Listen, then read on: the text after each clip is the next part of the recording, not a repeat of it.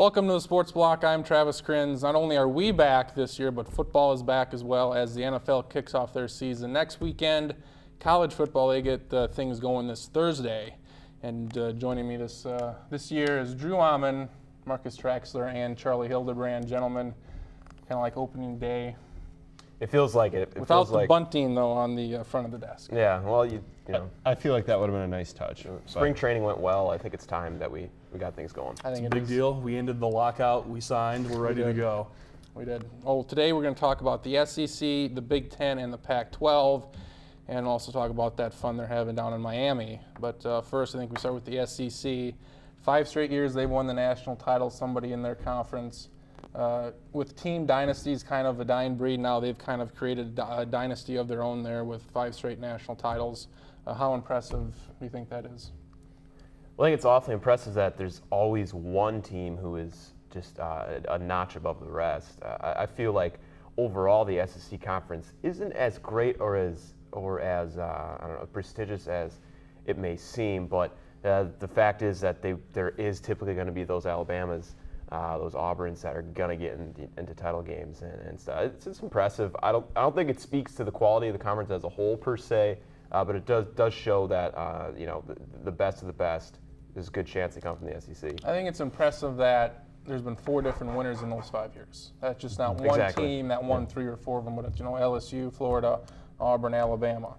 And 4 got, close. They won 2. Yeah. So but it's certainly impressive to see, Auburn last year. They get Cam Newton, and that wasn't a team that a lot of people had pegged for the national championship, in the preseason, and they certainly surprised a lot of people by getting there. But I think last year they may not. It wasn't a wide disparity. Like Alabama was, the best team 2 years ago. It seemed, and Oregon was awfully close last year to Auburn. I think 1 and 2. Yeah, I think it's extremely impressive, too. No one's ever won 5 straight national titles before, conference-wise. Now, I would agree that I think the other conferences are catching up with them. I think the idea that the SEC is the best no matter what every year is a mistake. But if going into the year you say they're probably the best conference, you're going to be right more often than not. If they're going to do it this year, it's probably going to be a team from the West, either LSU or Alabama, and they play on November 5th. Is it too much to say that the winner of that game will be in the BCS title game? I don't think it is. I think, really, you look at the SEC, I think it's actually kind of down a little bit.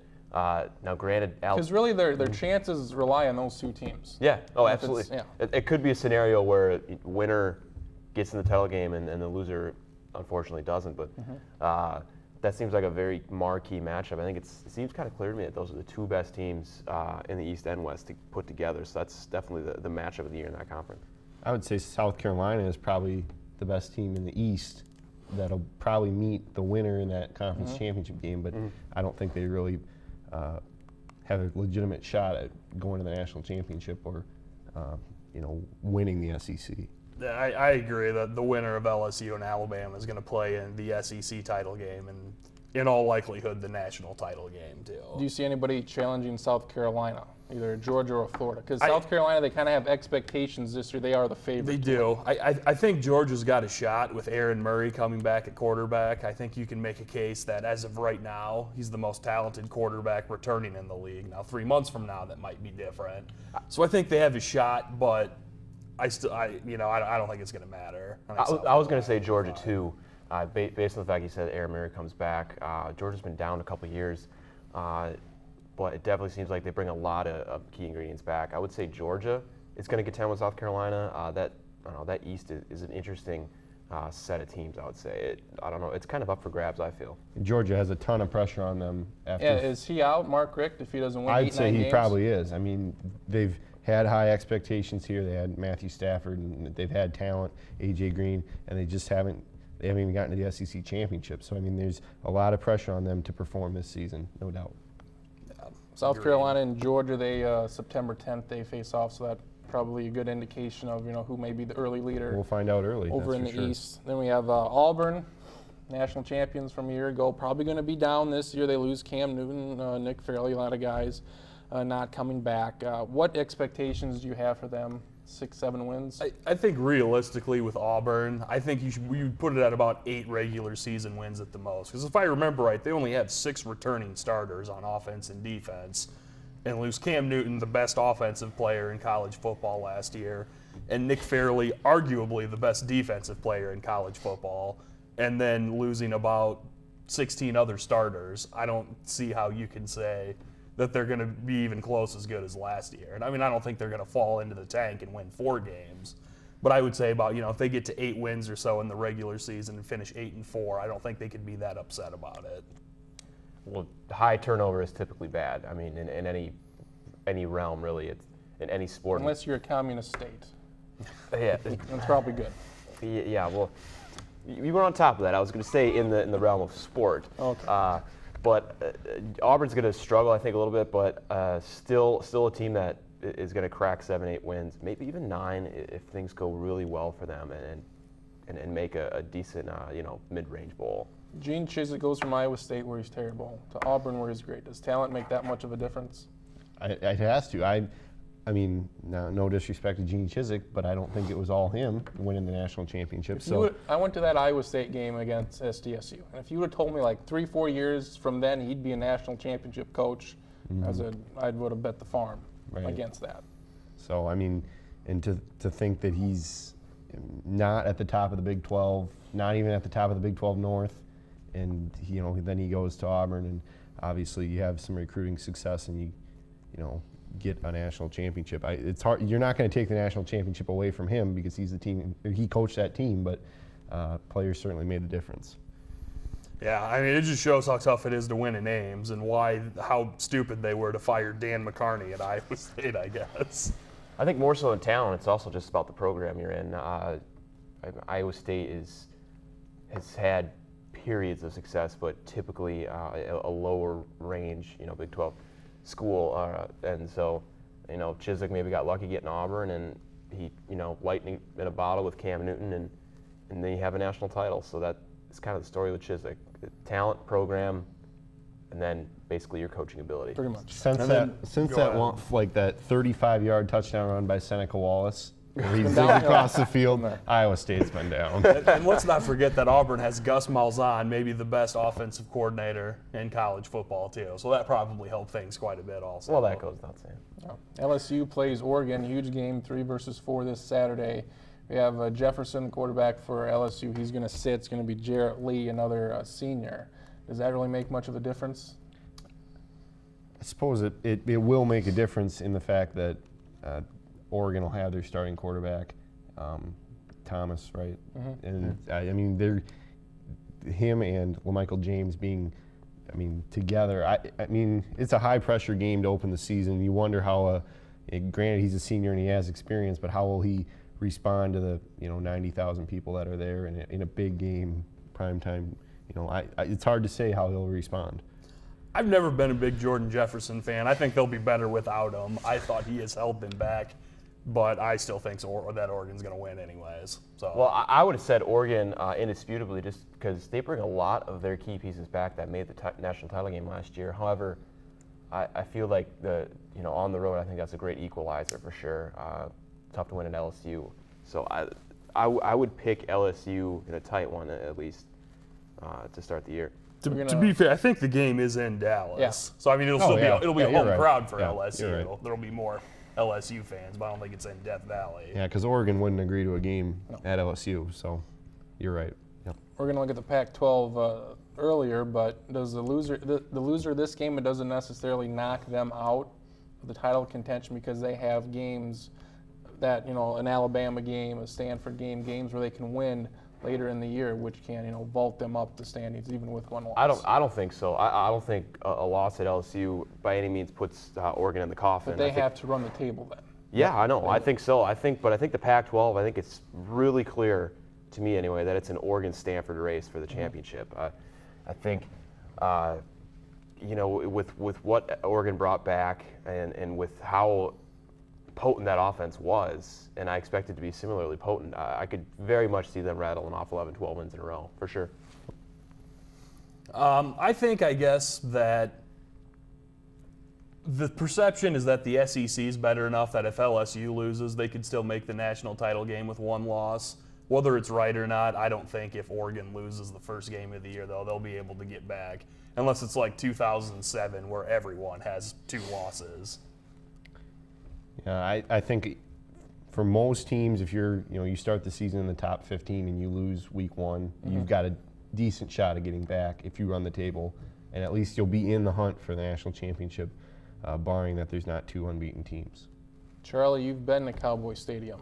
I've been there once. Or LSU and Oregon play. How loud does it get in there? It gets pretty loud because it is indoors, and obviously, when there's nowhere for it to escape. But it'll be a little bit different because, obviously it's not going to be a completely one-sided crowd. Now I would imagine it'll probably be 60 or 70% LSU fans. I think it'll make a little bit of a difference, being that there will still be enough Oregon fans that it won't be the entire stadium freaking out at the same time. But it'll be plenty loud, though. And LSU finished the season in the Cotton Bowl against Texas A&M last year when that was a massively pro-Aggie crowd. So the script's flipped a little bit here.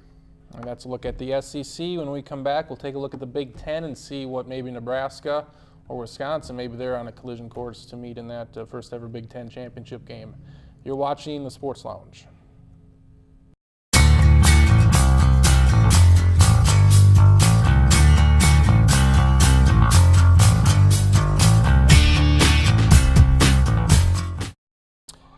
Welcome back to the Sports Lounge. I'm Travis Kriens, obviously. Drew Alman with the beard. Thank you. I got it online.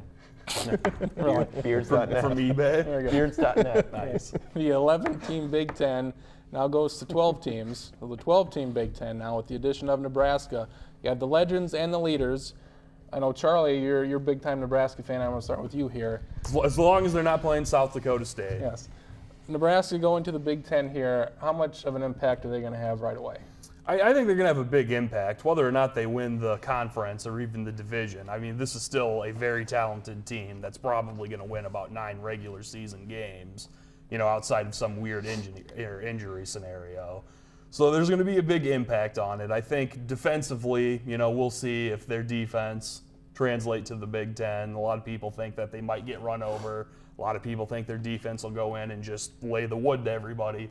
So, I think there will be a lot of really interesting storylines, all these, super tradition-rich teams that, now are going to be playing each other routinely. And I guess we'll see how it works out. And Pelini said that they started scouting these teams in February because it's 11 new opponents for them. I mean, they won't play everybody this year, but, it's certainly new locations, new teams, new experiences for these guys.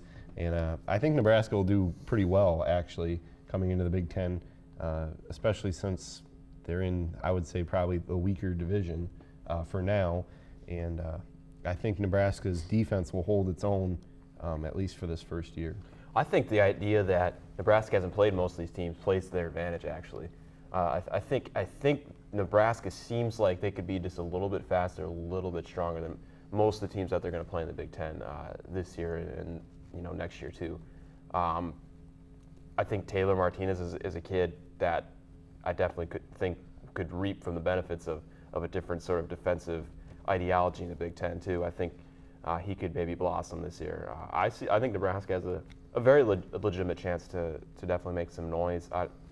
Win the Big Ten title game. I don't know, but definitely be a contender for that. Does it basically rest on his shoulders whether they do well this year? Because the defense is going to be there. Is Taylor Martinez that guy? He may be more important to that team than maybe any other player in the country. I think you could make a strong case for that because the last 2 or 3 years, their defense has been great, and usually when they've lost games, their offense has put up 6 points while their defense has only given up 10. So then, therefore, the Herculean effort of the defense has been lost to the inept offense. So I think he will be.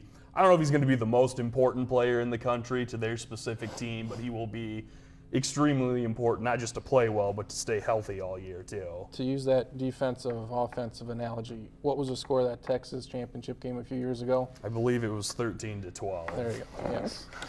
Excitement. Excitement all around. It was a good game, though. It was exciting. Dramatic. It wasn't maybe good, but it was dramatic. And they lost to Texas A&M last year, 9-6. Another pretty exciting game, despite the score. And you have the legends and the leaders. I'm not going to tell you how to figure out who's who. But the legends, you have, basically Michigan State, Iowa, and Nebraska at the top of that. And then the leaders, you kind of have, Ohio State, Wisconsin, and Penn State are teams that could reasonably compete there. So it's kind of, 3 teams in each league. So you got the legends is between pretty much Nebraska and Iowa, would you say?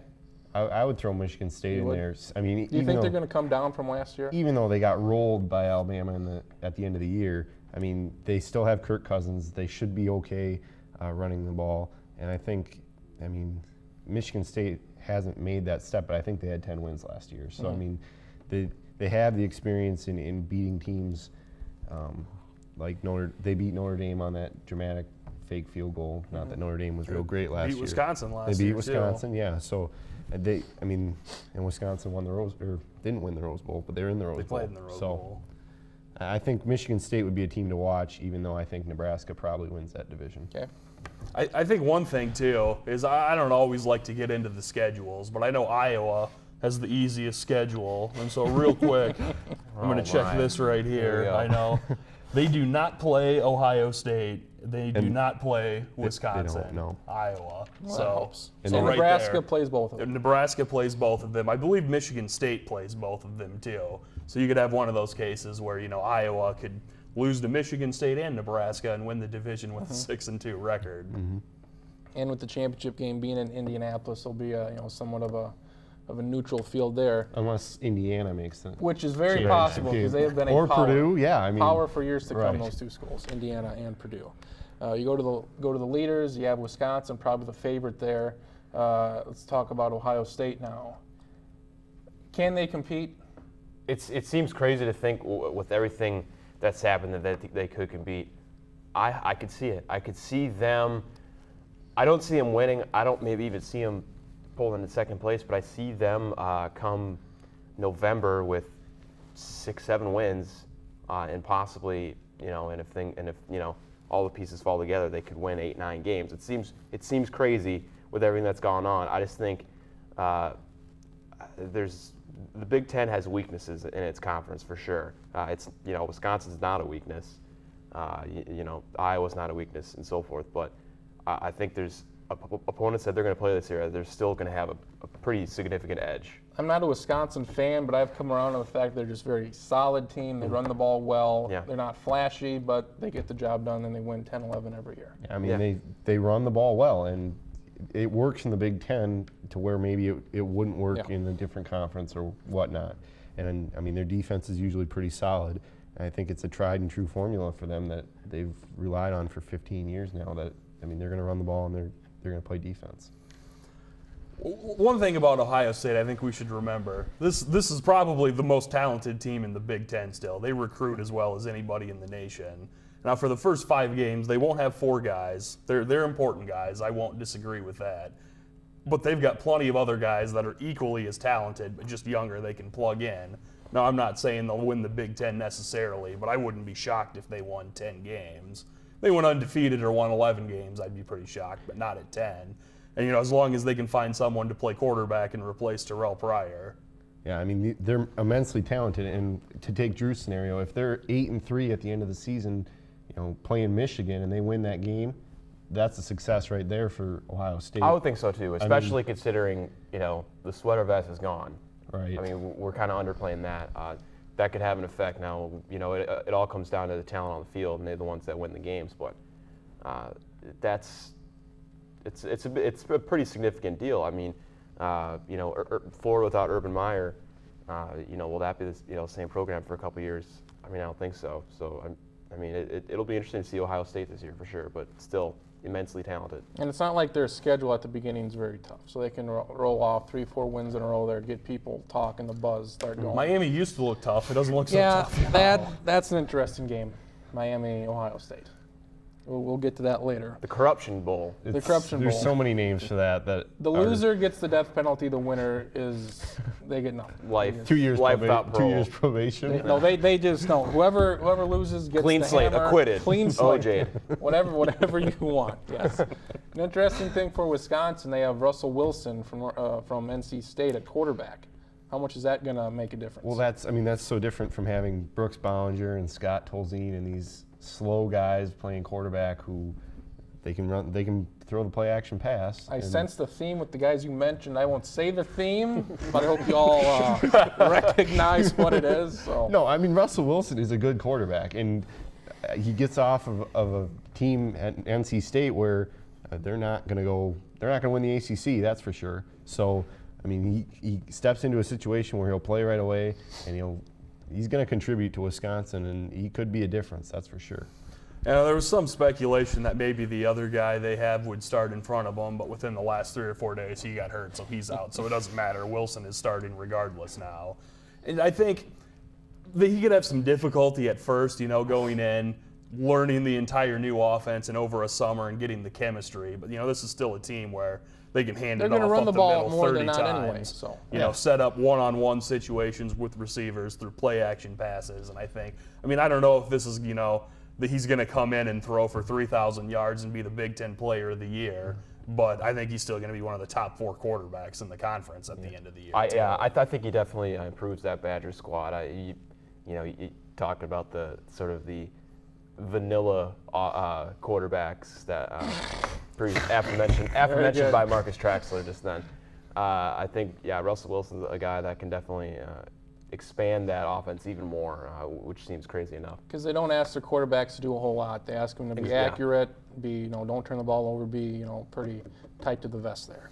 Yeah, and after losing Scott Tolzien last year, which was a position of strength for him, I think he led the conference in passing efficiency. It's gone from a weakness to now in kind of free agent-esque picking up Russell Wilson to a strength again. I should say nothing against Scott Tolzien because he got him to the Rose Bowl, but I mean, Russell Wilson should be better. Brooks Bollinger was not any good, and No. we found that out when he came to the Vikings. And the Jets and the Cowboys. Yes, and it was a whatever. bad deal. Yes. A lot of people expect Nebraska and Wisconsin, the 2 favorites, to meet in Indianapolis for that first ever Big Ten title game. They'll have a preview of that at Wisconsin on October 1st, so it'll be interesting to see what happens there. Coming up on the Sports Lounge, we're going to preview the Big 12, another conference that added a few teams in the offseason.